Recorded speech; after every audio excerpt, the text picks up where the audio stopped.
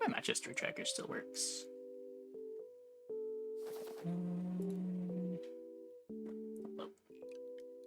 I guess I don't know why it wouldn't. It's not like there's been a patch.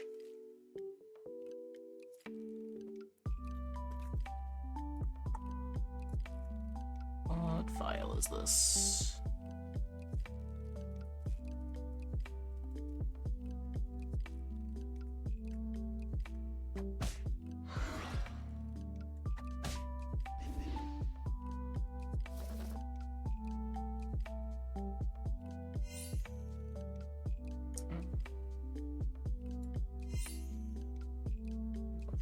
For this fight.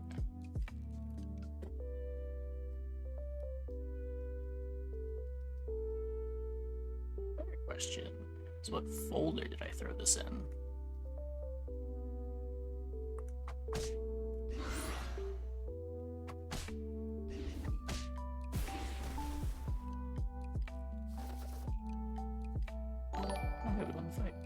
Hey, Billy. 9 months and in the same game, GL. Thanks, dude. You're, kind of in the same game. Welcome back. Still kind of just looking for another game to play. Problem is, every card game on the market is kind of terrible. Oh, good luck, dude.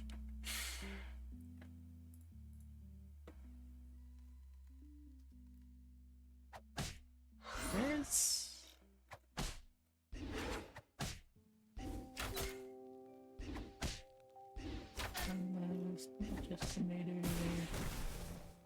Oh, I lost a fight. It's pretty cool.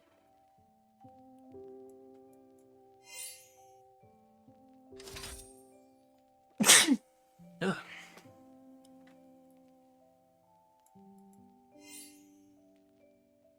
Probably just do this. Not running the overlay. I'm trying to find the overlay. I don't remember what file it is. Or what folder I have it saved in.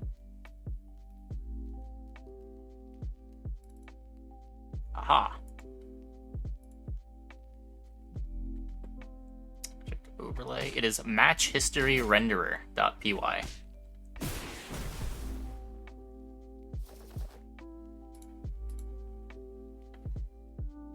It looks like it's working.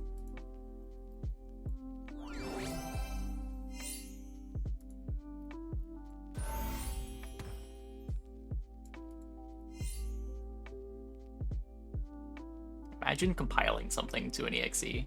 I would never.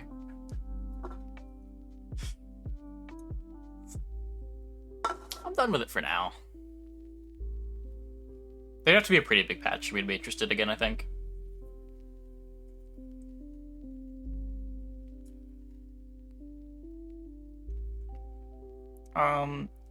It's that deep in the late game. The problem is the early game is super monotonous. You just do the same thing for 20 minutes every time you load into a lobby.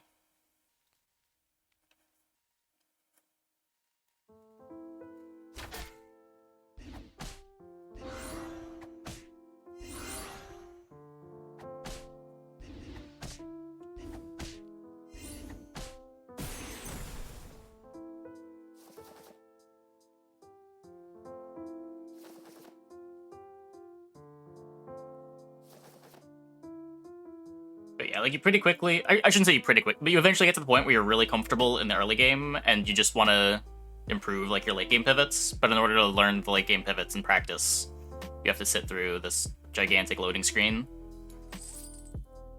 And it's just not very fun.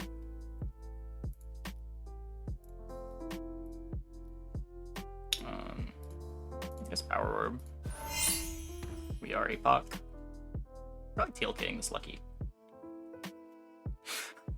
Sorry, let me rephrase. I would like to TLK this lucky. I probably should not lock for TLK going into 4.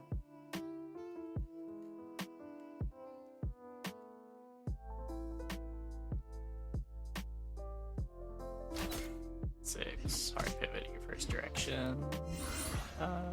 Yeah, I never got into Battlegrounds enough.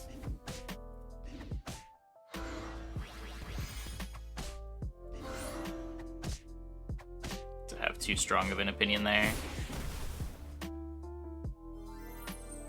Potential of Dark and Darker. I mean, the potential seems there. There are people that are streaming it. It's a pretty popular game on stream and just in general. I personally just don't understand the game. I don't really get the appeal, but I'm sure if you're the type of person that it appeals to, it is great.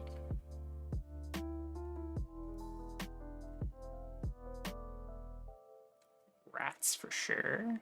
You gotta rat it up. Wait, what?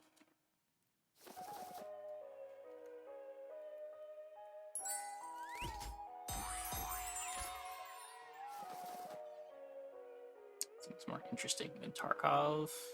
The thing Tarkov has going for it is it's an FPS,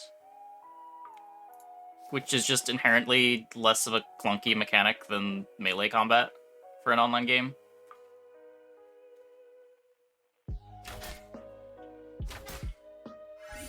FPS is sort of figured out and how to make it feel good in an online environment. Dark and Darker's melee definitely did not feel clean.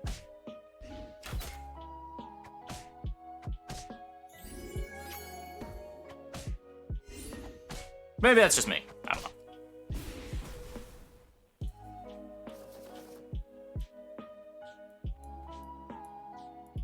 As I said, there are plenty of people that really enjoy it.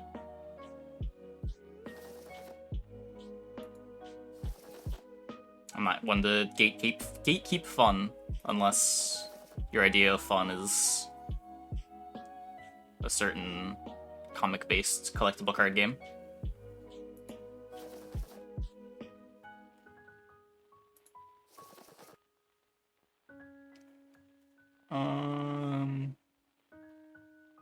The time flies.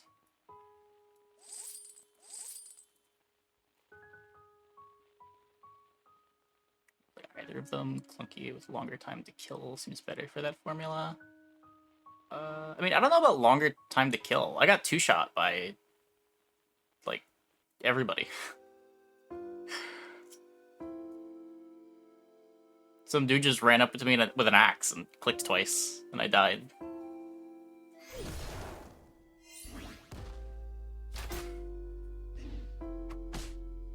Potential 2023 releases. The only thing that's on my radar as far as multiplayer games go is the Bazaar. I don't know when the DC card game's coming out. I'll probably check that out when that comes out. But like that's been announced for a long time. And we still haven't heard much about it.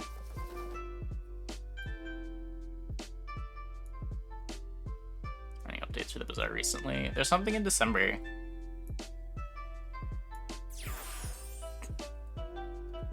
It's a big bird.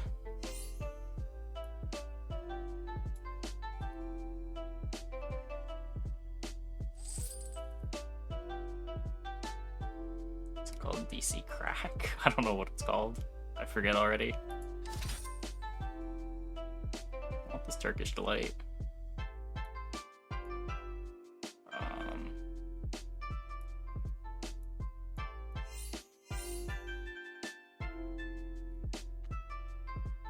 Someone posted in my Discord somewhere recently. Dual Force. Yeah, this was initially announced like 2 years ago. We only vaguely know that it's not dead, but I mean the website's still up.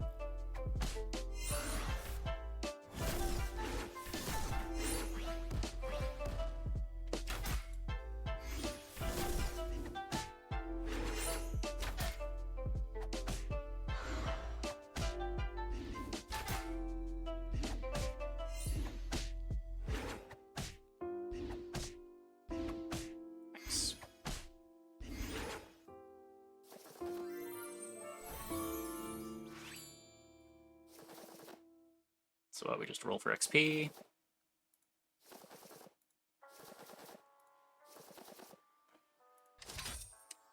XP. Total War Elysium disappeared completely. I've heard of that. Oh, is that...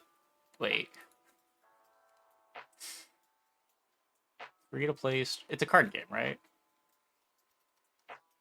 Does it have a Steam page?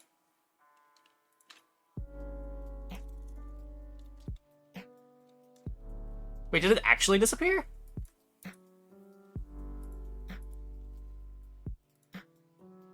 Oh, wait, it did actually disappear.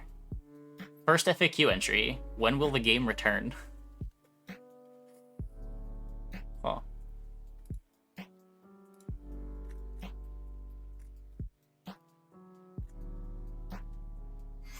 What is it with card games and getting canceled?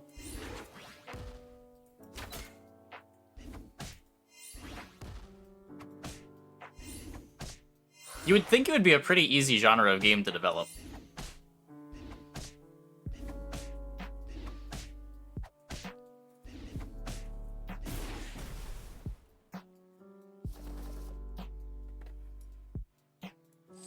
It's turn-based, so the netcode isn't a huge factor. Once you've got the art, then you've got the art.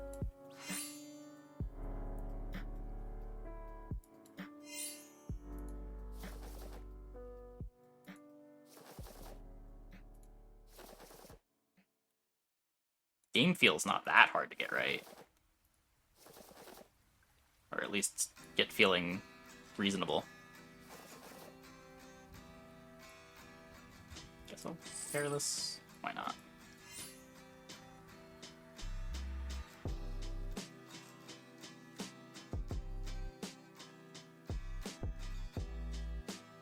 Yeah, like, game logic for a couple hundred cards isn't that hard to set up. The really hard stuff is, like, front-end work. Saying as someone who has solo developed multiple card games. Competition with enough marketing, you can get a big player base that's much harder. Sure, but it's not like they're coming out and failing. They're not even launching into betas.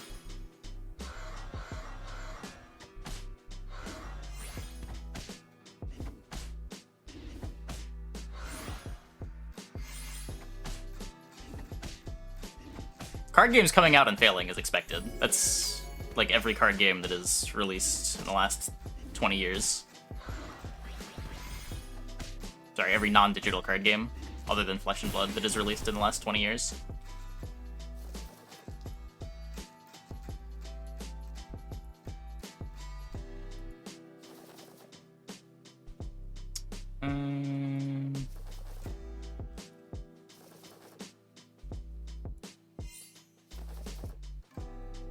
Spend money on CCG when you can make VR.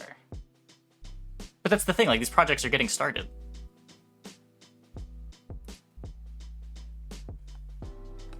They're just not getting finished. It looks like they get pretty far along, too.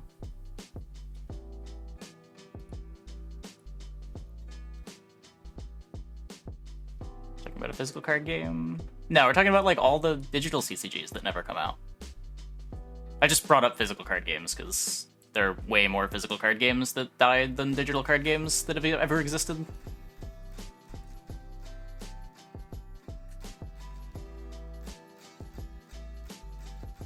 About KeyForge? What happened with KeyForge? KeyForge has the weirdest story.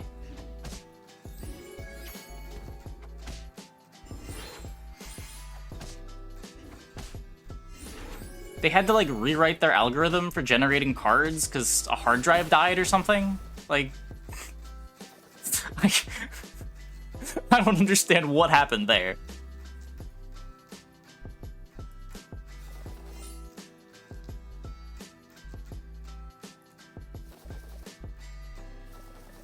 Can I get some trees? It's a tree.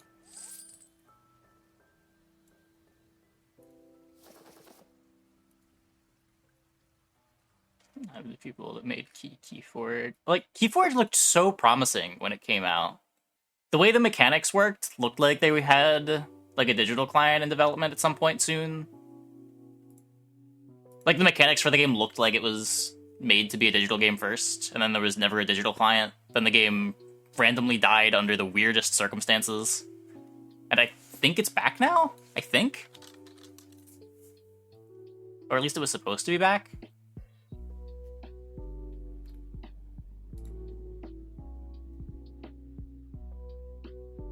Fantasy Flight sold it to Ghost Galaxy. KeyForge 2 will save the TCG genre. It just looks so perfectly made to be a digital physical hybrid game. It's got limited priority passes. You have like verifiable ownership of cards.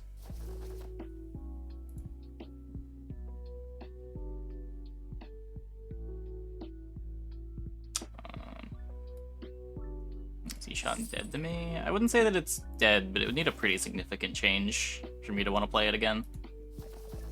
Something to make the early game interesting. I just can't.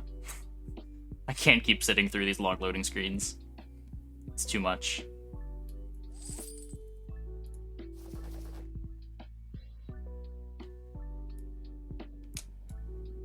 No, I just bought this.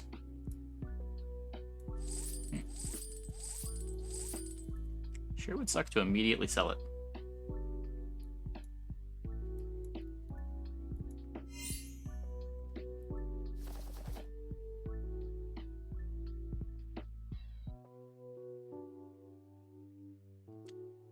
Oh, no KeyForge has been released since 2021.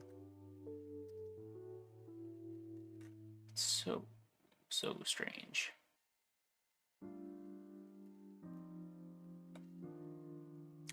Crowdfund for the next set.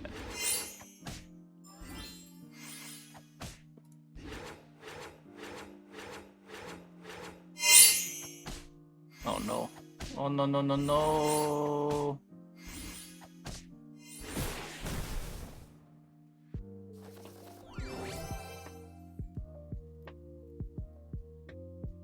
McFeather? Got a feather, right? We got time. Doom Breath for the Trophy Hunter. I probably just want to not let him slay.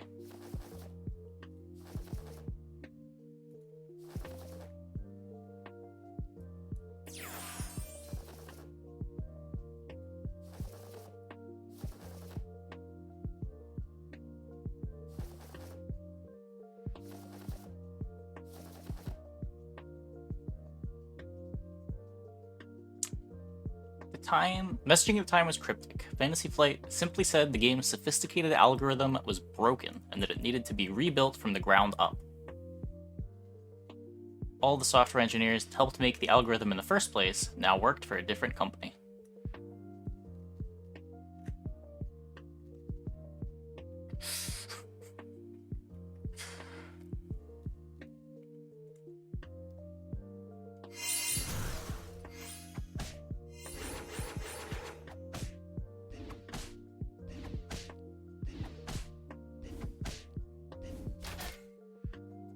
Richard Garfield first pitched a prototype of the game using a highly modified Microsoft Excel spreadsheet.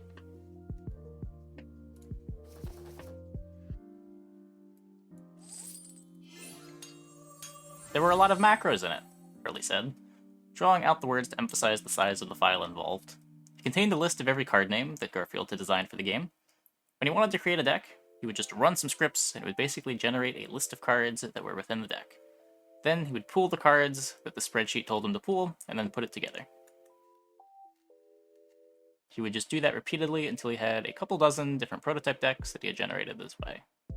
But in the original design, not all of the decks actually worked very well.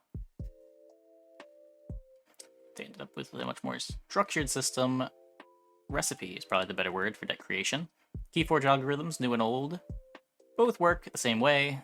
They first draw 12 existing cards from each of 3 houses, which are thematic factions, which gives texture to the in-game lore, and then it gets a name and unique art on the back of each card, similarly generated by the same algorithm, but not every deck is created equally. and more powerful decks are adjusted for competitive play. Every once in a great while, the algorithm does something unusual, creating an ultra-rare card called a Maverick. That's a card originally designed to be part of one house, but switched to be part of another. Mavericks get their own symbol printed on the border to call them out. If present in a unique deck, Mavericks can become the core of powerful and unexpected strategies that can be difficult for other decks to counter.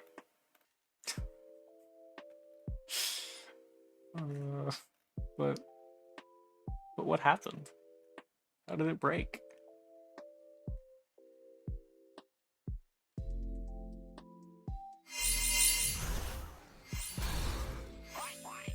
No, he's me, but better.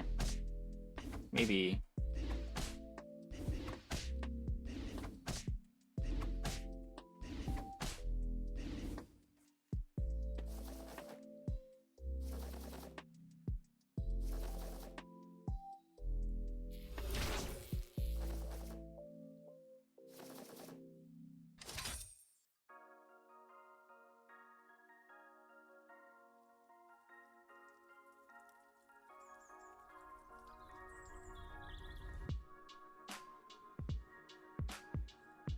So,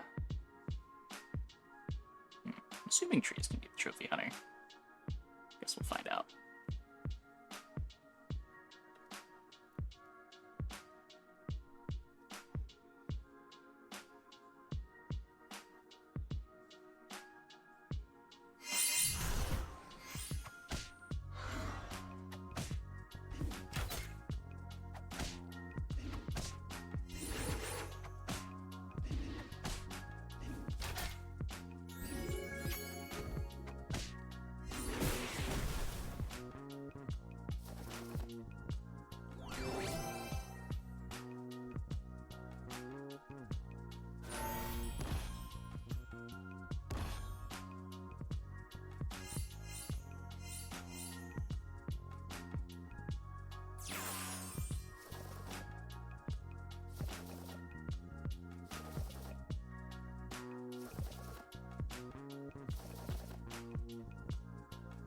I want this to run in and die, so that it doesn't get slayed.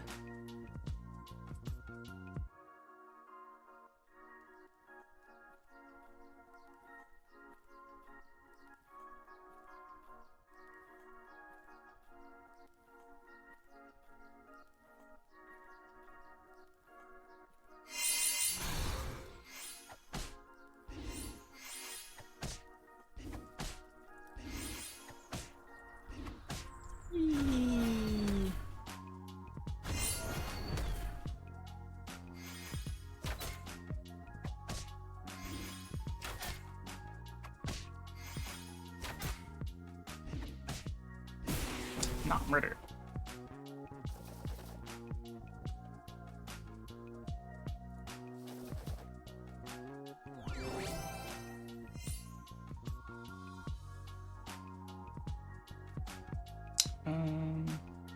Yeah.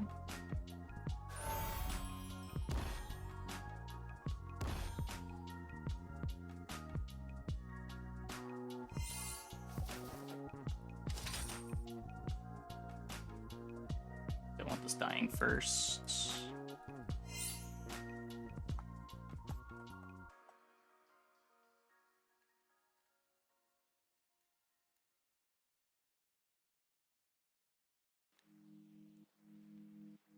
I guess it doesn't matter if it dies first. I don't have a full board.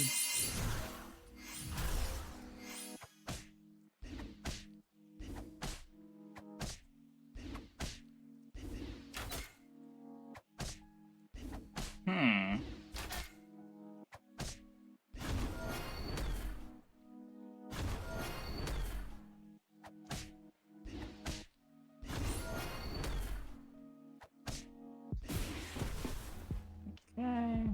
Ghost fight time.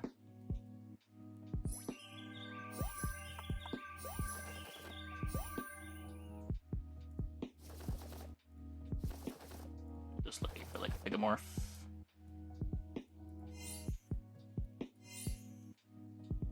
Bigger Echo in the back, so this doesn't die first. Now it actually matters.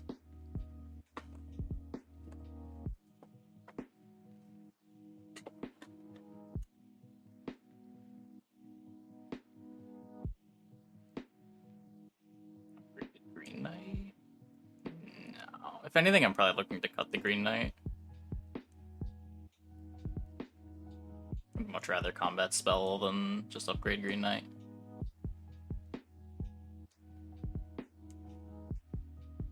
Upgraded Ashwood. Is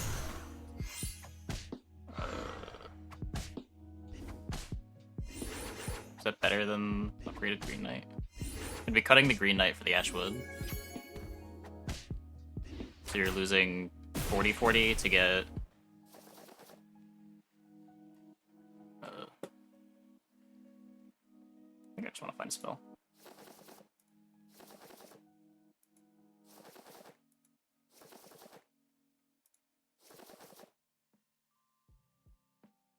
This is a ton of stats. 2x Pigo, it's 3x Pigo, and our boards are pretty similar.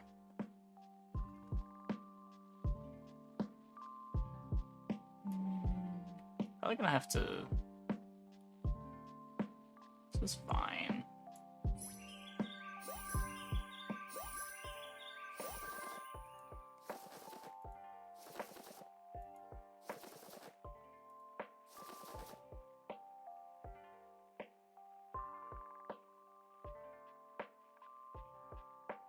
Not super high.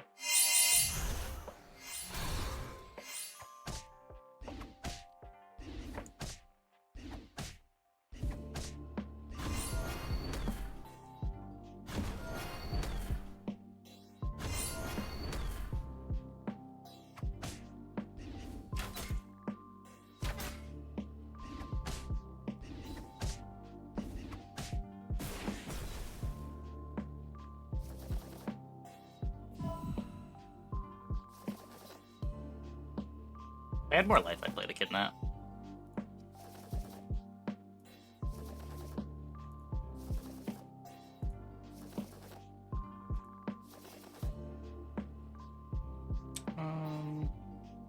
So I hit a breakpoint that matters.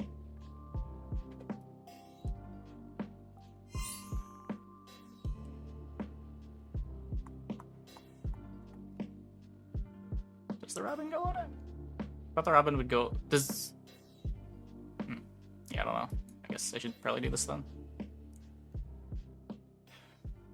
I don't know. It might be enough better.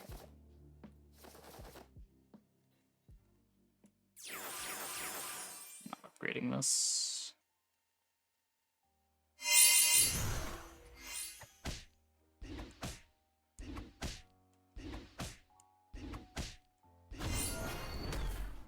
That went poorly.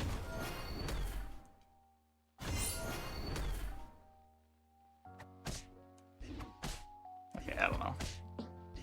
Oh, did he have a Robin and it shrunk my Echo?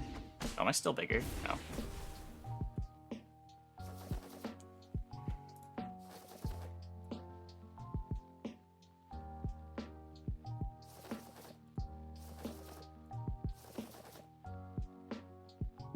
Stats. Come on. Whatever.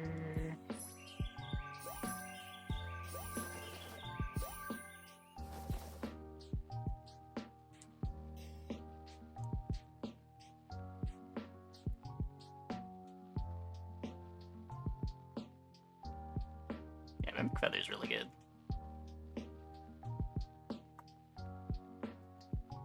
I don't know. If they've got a wand, if they double Pigo us, we're probably dead.